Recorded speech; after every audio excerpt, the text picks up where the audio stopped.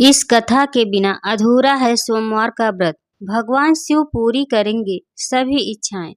सुनिए धार्मिक कथा। देवों के देव महादेव बहुत ही भोले माने जाते हैं, इसलिए उनका एक नाम भोलेनाथ भी है।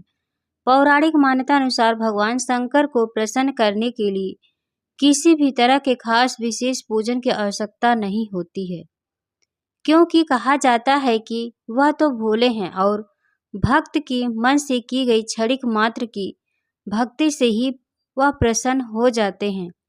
अगर आप भी शिव की भक्ति और कृपा पाने के लिए सावन के सोमवार का व्रत करते हैं तो इस कथा से भोलेनाथ को प्रसन्न कर सकते हैं। एक बार किसी एक नगर में एक साहूकार था। उसके घर में धन की कोई कमी नहीं थी, लेकिन कोई संतान न होने के कारण वह बहुत दुखी था। संतान प्राप्ति के लिए वह हर सोमवार को व्रत रखता था और पूरी श्रद्धा के साथ शिव मंदिर जाकर भगवान शिव और माता पार्वती की पूजा करता था। उसकी भक्ति देखकर एक दिन माँ पार्वती प्रसन्न होकर भगवान शिव से साहूकार की मनोकामना पूर्ण करने का निवेदन किया। पार्वती जी के आग्रह पर भगवान शिव ने कहा कि हे देवी पार्वती, इस संसार में हर प्राणी को उसके कर्मों का फल मिलता है और जिसके भाग्य में जो हो उसे भोगना ही पड़ता है। लेकिन पार्वती जी ने साहूकार की भक्ति देखकर उसकी मनोकामना पूर्ण करने की इच्छा व्यक्त की। माता पार्वती के आग्रह पर शिव जी ने साहूकार को पुत्र प्राप्ति का वरदान तो दिया, लेकिन उन्होंने बताया कि यह बालक 12 वर्ष तक ही जीवित रहेगा। माता पार्वती और भगवान शिव की बातचीत को साहूकार सुन रहा था, इसलिए उसे ना तो इस बात की खुशी थी और ना ही दुख। वह पहले की भांति शिव जी की पूजा करता रहा। कुछ समय के बाद साहूकार की पत्नी ने एक पुत्र को जन्म दिया। जब वह बालक 11 वर्ष का हुआ तो उसे पढ़ने के लिए काशी भेज दिया गया। साहूकार ने पुत्र के मामा को बुलाकर उसे बहुत सारा धन देते हुए कहा कि तुम इस बालक को काशी विद्या प्राप्ति के लिए ले जाओ। तुम लोग रास्ते में यज्ञ कराते जाना और ब्राह्मणों को भोजन दक्षिणा देते हुए जाना। दोनों मामा भांजे इसी तरह यज्ञ कराते और ब्राह्मणों को दान दक्षिणा देते काशी नगरी निकल पड़े। इस दौरान रात में एक नगर पड़ा जहां नगर के राजा की कन्या का विवाह था, लेकिन जिस राजकुमार से उसका विवाह होने वाला था वह एक आंख से काना था।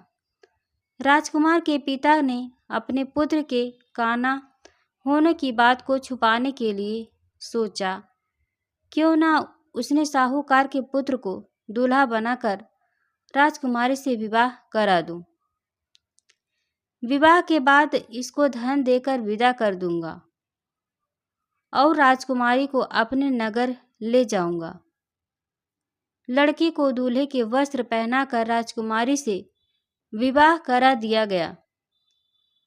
साहूकार का पुत्र ईमानदार था, उसे यह बात सही नहीं लगी, इसलिए उसने अवसर पाकर राजकुमारी के दुपट्टे पर लिखा कि तुम्हारा विवाह तो मेरे साथ हुआ है, लेकिन जिस राजकुमार के साथ तुम्हें भेजा जाएगा वह एक आंख से काना है।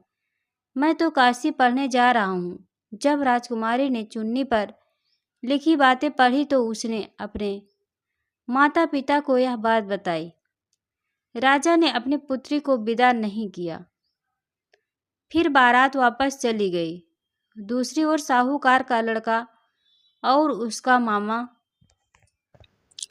काशी पहुंचे और वहां जाकर उन्होंने यज्ञ किया। जिस दिन लड़का 12 साल का हुआ उस दिन भी यज्ञ का आयोजन था। लड़के ने अपने मामा से कहा कि मेरी तबीयत कुछ ठीक नहीं है, मामा ने कहा कि तुम अंदर जाकर आराम कर लो। शिव जी के वरदानुसार कुछ ही देर में उस बालक के प्राण निकल गए। मृत भांजे को देख उसके मामा ने विलाप करना शुरू किया। संयोगवश उसी समय शिव जी और माता पार्वती उधर से जा रहे थे। पार्वती माता ने भोलेनाथ से कहा, स्वामी, मुझे इसके रोने के स्वर सहन नहीं हो रहे हैं। आप इस पर व्यक्ति के कष्ट को अवश्य दूर करें। तब शिव जी मृत बालक के समीप गए तो वह बोले कि यह उसी साहूकार का पुत्र है जिसे मैंने 12 वर्ष की आयु का वरदान दिया था। अब इसकी आयु पूरी हो चुकी है। लेकिन मातृ भाव से विभोर माता पार्वती ने कहा कि हे महादेव, आप इस बालक को और आयु देने की कृपा करें, अन्यथा इसके वियोग में इसके माता पिता भी तड़प तड़प कर मर जाएंगे। माता पार्वती के पुनः आग्रह पर भगवान शिव ने उस लड़के को जीवित होने का वरदान दिया। शिव जी की कृपा से वह लड़का जीवित हो गया। शिक्षा पूरी करके लड़का मामा के साथ अपने नगर की ओर वापस चल दिया। दोनों चलते हुए उसी नगर में पहुंचे जहां उसका विवाह हुआ था। उस नगर में भी उन्होंने यज्ञ का आयोजन किया। उस लड़के के ससुर ने उसे पहचान लिया और महल में ले जाकर उसकी खातिरदारी की और अपनी पुत्री को विदा किया। इधर साहूकार और उसकी पत्नी भूखे प्यासे रहकर बेटे की प्रतीक्षा कर रहे थे। उन्होंने प्रण कर रखा था कि यदि उन्हें अपने बेटे की मृत्यु का समाचार मिला तो वह भी प्राण त्याग देंगे। परंतु अपने बेटे के जीवित होने का समाचार पाकर वह बेहद प्रसन्न हुए। उसी रात भगवान शिव ने साहूकार के स्वप्न में आकर कहा, हे सृष्टि, मैंने तेरे सोमवार के व्रत करने और व्रत कथा सुनने से प्रसन्न होकर तेरे पुत्र की लंबी आयु प्रदान की है।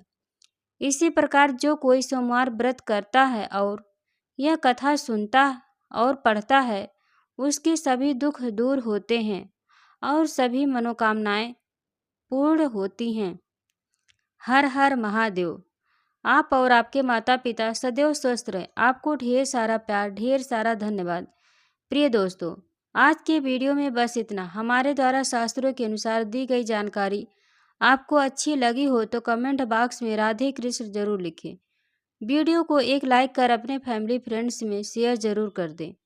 ऐसे इन्फॉर्मेशन वीडियो देखने के लिए हमारे चैनल को सब्सक्राइब कर बेल आइकन को प्रेस कर लें, ताकि जब भी मैं कोई नया वीडियो डालूं उसका नोटिफिकेशन आपके पास सबसे पहले पहुंचे।